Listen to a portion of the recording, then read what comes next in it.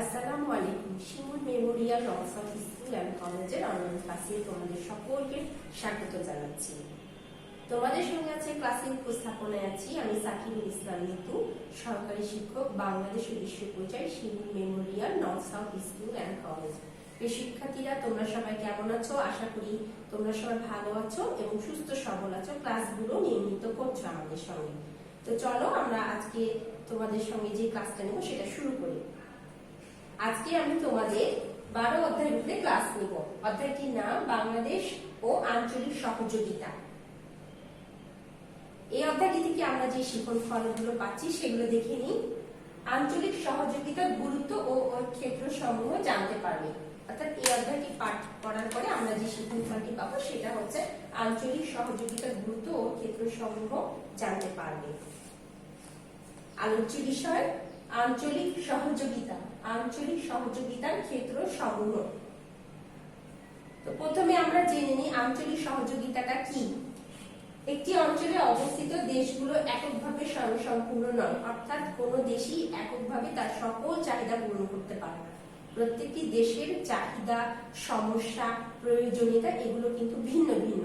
কোনো দেশের পক্ষে তার নিজের সকল সমস্যার সমাধান করা এককভাবে সম্ভব নয়। এই কারণে কিন্তু দেশগুলো তাদের পার্শ্ববর্তী যেসব দেশ থাকে সেই সব দেশের কাছ থেকে নির্ভরশীল হয়, অর্থাৎ কিছু সাহায্য সহযোগিতা সেসব দেশের কাছ থেকে পেয়ে থাকি। এই কারণে কিন্তু আঞ্চলিক সহযোগী সংস্থাগুলো গড়ে উঠেছে। অনেক রকমের আঞ্চলিক সহযোগিতা সংস্থা গড়ে উঠছে, সেই সম্পর্কে আমরা পরবর্তী স্লাইডে দেখব, অল্প করে আমরা জানবো। প্রতিবেশী বা অন্য দেশের সাহায্য সহযোগিতা নিতে হয়। এ ধরনের অঞ্চল ভিত্তিক পারস্পরিক সহযোগিতাকে আঞ্চলিক সহযোগিতা বলা হয়। আঞ্চলিক সহযোগিতার অনেকগুলো ক্ষেত্র রয়েছে, যেমন জ্বালানি, তথ্য প্রযুক্তি, তারপরে দেখো পর্যটন, কৃষি, ক্রীড়া, জলবায়ু ও পরিবেশ উন্নয়ন ইত্যাদি। এগুলো হচ্ছে আঞ্চলিক সহযোগিতার ক্ষেত্র। আমরা এবার একটু আঞ্চলিক সহযোগী সংস্থা রয়েছে অনেকগুলো, তোমাদের বললাম আগে, যেমন সার্ক, আসিয়ান, ইইউ অর্থাৎ ইউরোপীয় union, OIC organization of African OAU organization of African unity, Commonwealth, NAM, এগুলো সম্পর্কে আমরা অল্প অল্প করে জানবো। আজকে আমরা সার্কটা একটু দেখে নিই। সার্ক বাংলাদেশ সহ দক্ষিণ এশিয়ার দেশগুলো নিয়ে কিন্তু সার্ক গঠিত। বাংলাদেশের প্রতিষ্ঠাতা 1985 সালে সার্ক প্রতিষ্ঠিত হয়েছে। সার্কের পূর্ণরূপ হচ্ছে south Asian association for regional cooperation. এর সদস্য দেশ কয়টি? এর সদস্য দেশ হচ্ছে 8টি। বাংলাদেশ, ভারত, পাকিস্তান, নেপাল, ভুটান, মালদ্বীপ এবং সর্বশেষে আছে শ্রীলঙ্কা আর আফগানিস্তান। আফগানিস্তান সর্বশেষে যুক্ত হয়েছে।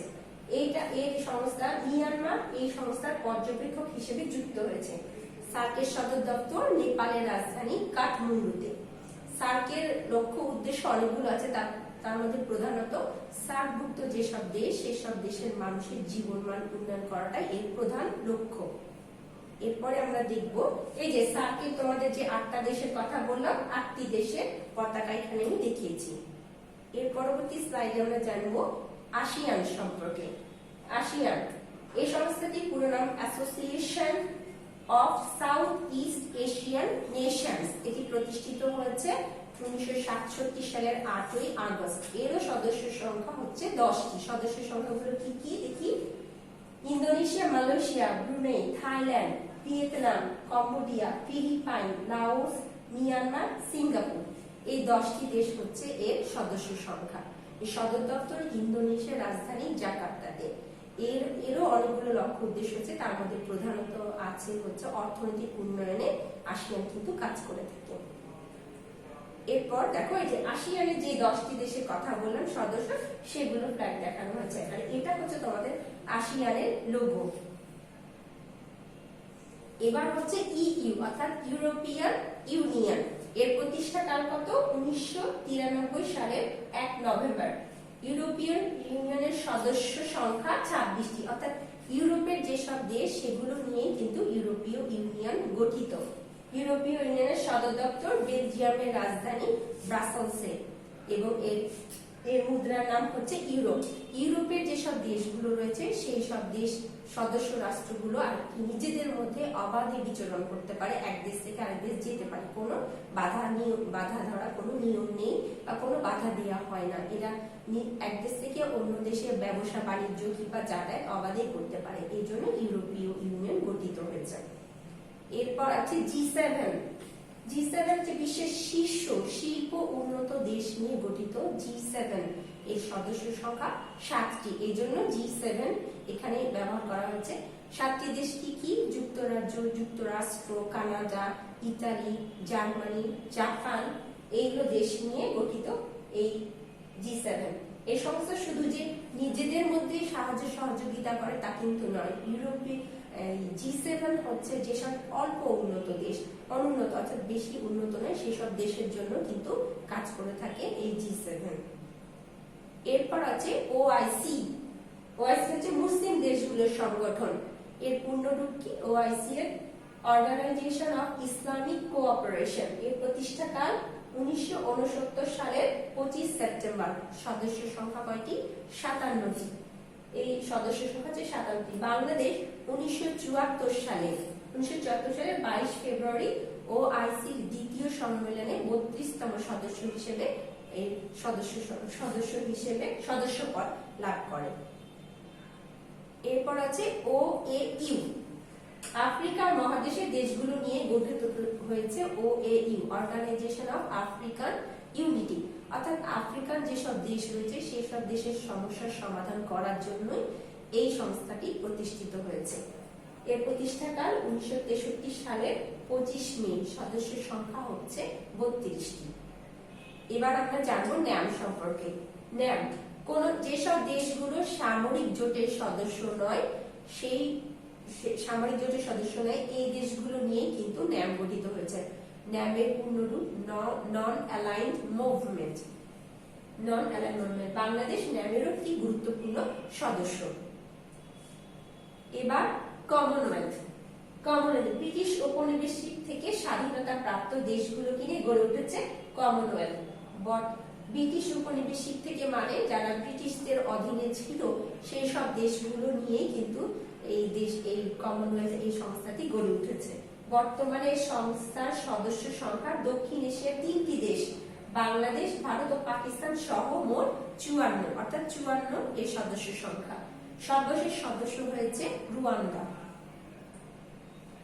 এবার আমি তোমাদেরকে ছোট ছোট করে অল্প করে বললাম এই সব সংস্থা সম্পর্কে।